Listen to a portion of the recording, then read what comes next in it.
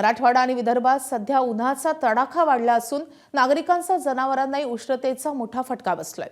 म्हशी आजारी पडणं, गर्भपात होणं, दूध उत्पादनात जवळपास 50% घट होणं अशा समस्या होत्या।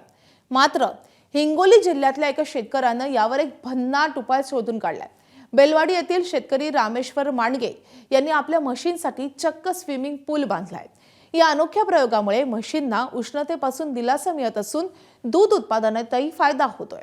या पुलाची लांबी 100 फूट, रुंदी 73 फूट आणि खोली 7 फूट आहे। दररोज दुपारच्या वेळी या पुलात पाणी सोडलं जातं आणि म्हशींना त्यात जाण्यासाठी दरवाजा उघडला जातो। उन्हाच्या कडक तापमानात म्हशी या पाण्यात 4 ते 5 तास आराम करतायत आणि त्यामुळे त्यांच्या शरीराचं तापमान नियंत्रणात राहतंय। त्यामुळे उष्णतेचा त्रास कमी होतोय आणि आरोग्यही सुधारतंय। परिणामी गर्भपाताचं प्रमाण कमी झालंय आणि दूध उत्पादनही टिकून राहतंय।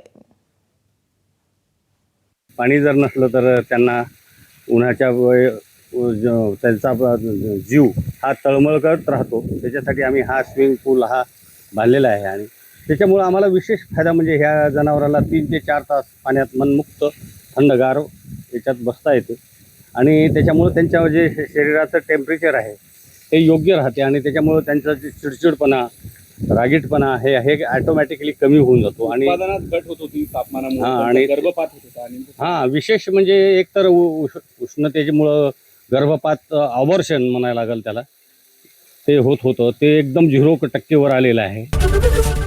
एबीपी माझा, उघडा डोळे बघा नीट।